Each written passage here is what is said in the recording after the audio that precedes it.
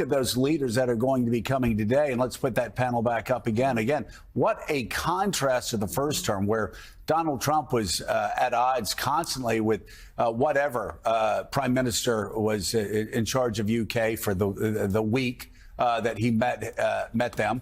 Or Angela Merkel, you can go down the list. You had bad relations with all of them. But I think they're quite proud of their great relationship in the UK right now, especially Keir Starmer. The president does have better relations with Macron than he had the first time. Of course, Giorgia Meloni, great relations there. And surprisingly, Chancellor of Germany, Merz, they also have a very good working relationship.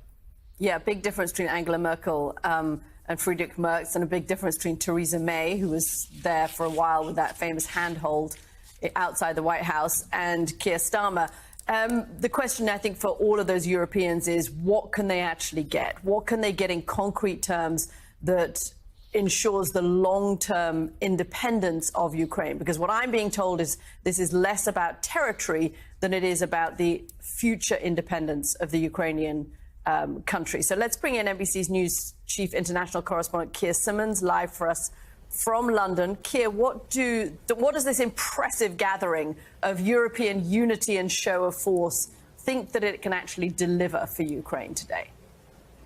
Well, I think the first ambition is to prevent another disaster in the Oval Office with President Zelensky. I think what you do by all flying in like that and kind of standing shoulder to shoulder, you make it much more difficult. First, really, for President Zelensky to get himself embroiled in that kind of a catastrophe. And also, you do make it harder, don't you, for President Trump, Vice President Vance to launch an attack like that. I mean, nothing's impossible, and this is an extraordinary day, as you guys have said. So it is possible, I guess, for there to be a spectacular falling out. That would be frightening, frankly, given the list of European leaders that are going to be ranged there in the White House.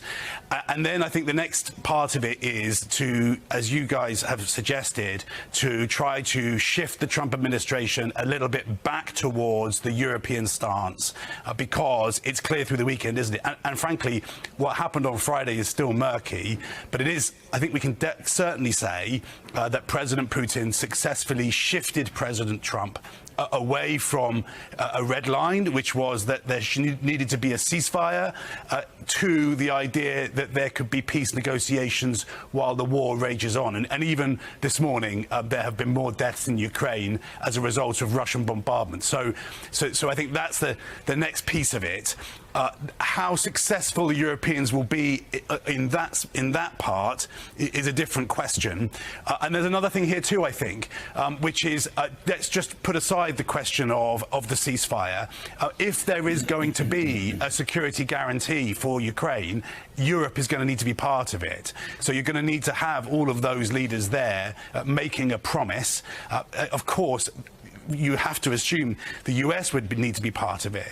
And there are, from what we do know about what's being suggested, there are very, very difficult aspects that are going to have to be swallowed by Europe, by Americans who've supported Ukraine, by Ukraine, if that is what comes to pass. Yeah, and we shall see what happens. And of course, today is not the end. It's probably just the beginning. And if for some reason there is a deal that everybody comes up with that Putin does not support, then of course you will have Republicans in the United States Senate then pushing the president hard to go ahead and move forward with sanctions. I always love going to Keir because Keir gives us great reports, but he'll also kind of say, well, nothing is impossible. Kevin Garnett said that once, I believe. Nothing is impossible? Anything is possible. Anything is possible. And Keir just said nothing is impossible. It's just like when he was on before giving a report talking about friends without benefits. Well, today, Mike. Oh, yeah. Today, Mike, it seems Mr. Zelensky has friends with benefits. You've got Europe standing shoulder to shoulder going in there and basically saying to the president, who they've already promised 5% GDP for military spending, which is quite a change.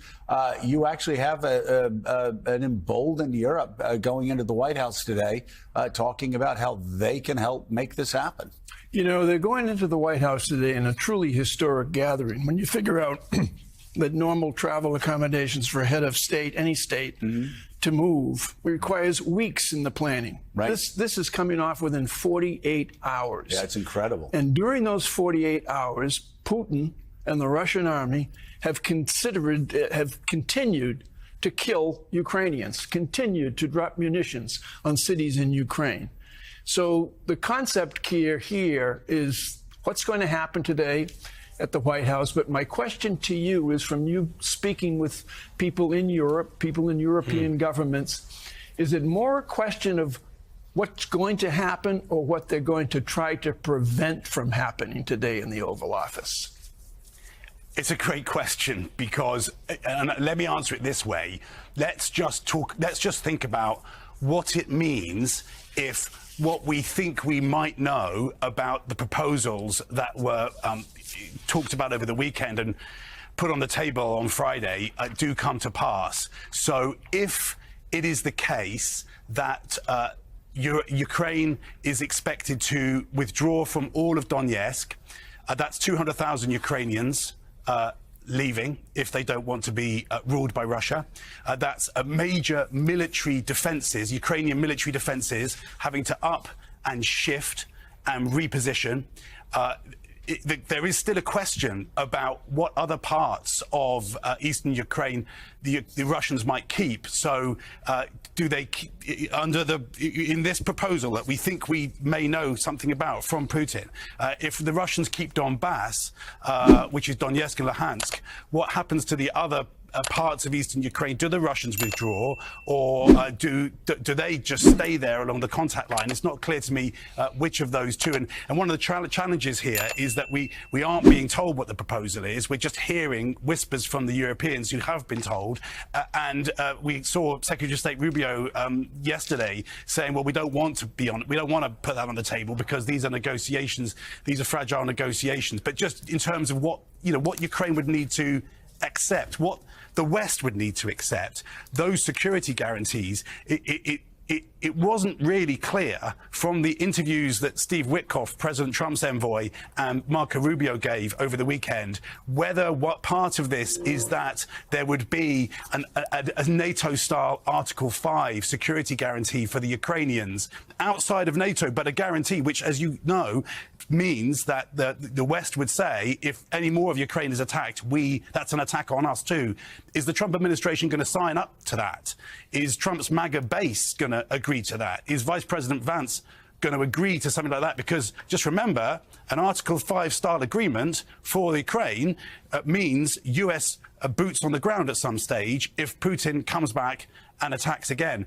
I will say one other thing, though, which I think is just worth flagging. I guess it's a counterpoint, is that a delay, if there was another attack by Russia some years down the line, you have to assume, a delay does give the Europeans time to build their ability to support Ukraine, to build European defences. And it's clear that Europe is really signed up to that now. So there is, I think that's something of a counterpoint. Just the context of all of this, and you guys know this so well, Putin took Crimea in 2014, didn't start this latest war for 8 years. So Putin is thinking about this in a wide aperture. It's years and years. We have to assume that he will have in his tactical mind partly that if he can take by diplomacy Donbass, he can reorganize and then see whether or not there's another opportunity later.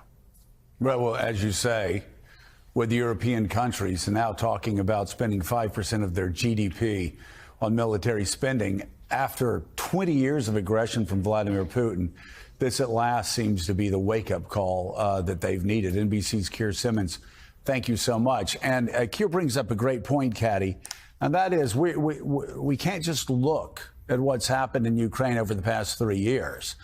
We have to go back to 2005, 2006, 2007, when Vladimir Putin started announcing what he fully intended to do.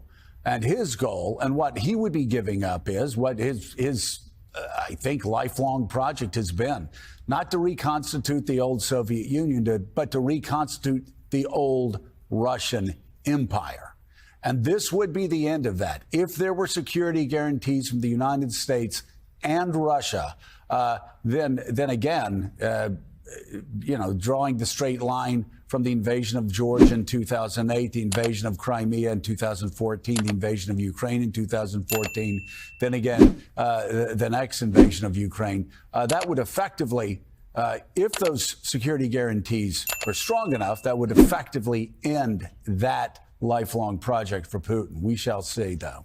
Yeah, which is why there's a certain amount of skepticism about whether Vladimir Putin really is prepared to sign up to anything that would end that lifelong project. Why wouldn't he just wait a few more years and come and try again, given this is something that he has wanted for so long? It's why Marco Rubio back in 2022 was so scathing about Vladimir Putin and said you can't trust the guy because he has these longer term ambitions.